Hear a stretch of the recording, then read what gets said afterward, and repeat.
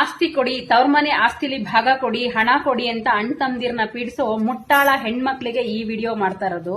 ನಿಮ್ ಮದ್ವೆಗೆ ಎಷ್ಟು ಖರ್ಚಾಯ್ತು, ನಿಮ್ ಮದ್ವೆ, ವರೋಪಚಾರ, ವರದಕ್ಷಿಣೆ, ಊರವ್ರನ್ನೆಲ್ಲ ಕರೆದು ನಿಮ್ ತಂದೆ ಆದವರು ಇಲ್ಲ ನಿಮ್ ಅಣ್ಣ ತಮ್ದಿರೋದವರು ಸಾಲ ಸೂಲ ಮಾಡಿ ಎಲ್ಲಾರ್ಗು ಊಟ ಹಾಕಿರ್ತಾರೆ. ನಿಮ್ ಮದ್ವೆ ಆಗೋ ಹುಡುಗನ್ಗೆ ವಾಚು, ಉಂಗ್ರ, ಬೈಕ್ ಅಂತ ಕೊಡ್ಸಿರ್ತಾರೆ.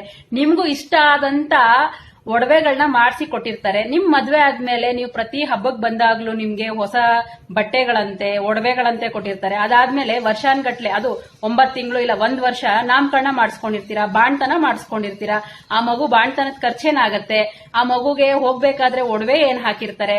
ಪ್ರತಿ ಸತಿ ಮನೆಗ್ ಬಂದಾಗ ಅಳಿಯನ್ನ ಬರೀ ಕೈಯಲ್ಲಿ ಕಳಿಸಬಾರ್ದು ಹಬ್ಬಗಳಲ್ಲಂತ ಹಬ್ಬಕ್ಕೆ ಬಟ್ಟೆಗಳು ಕೊಡ್ಸಿರ್ತಾರೆ.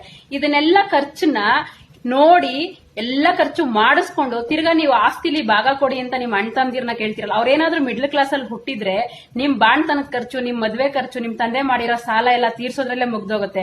ಅಪ್ಪಿತಪ್ಪಿ ನಿಮ್ ತಂದೆ ಒಂದ್ ಸೈಟೋ ಒಂದ್ ಮನೆನೋ ಮಾಡಿರ್ತಾರೆ, ಅದ್ರಲ್ಲೂ ಭಾಗ ಕೊಡಿ ಅಂತ ಕೇಳ್ತಿರಲ್ಲ. ಮಿಡ್ಲ್ ಕ್ಲಾಸ್ ಅಲ್ಲಿ ಹುಟ್ಟಿರೋ ಗಂಡ್ಮಕ್ಳು ಏನು ರೋಡಲ್ಲಿ ಕುಗ್ಕೊಂಡು ನಿಕ್ಬೇಕಾ ನಿಮ್ಗೆಲ್ಲಾ ಕೊಟ್ಬಿಟ್ಟು? ಅರ್ಥ ಮಾಡ್ಕೊಳ್ಳೋ ಕೆಪಾಸಿಟಿ ಇರಲ್ಲ. ಹೆಣ್ಮಕ್ಳು ಅಂದ ತಕ್ಷಣ ತೊಳೆಯೋರಾಗ್ಬಾರ್ದು ತವ್ರ ಮನೆನ.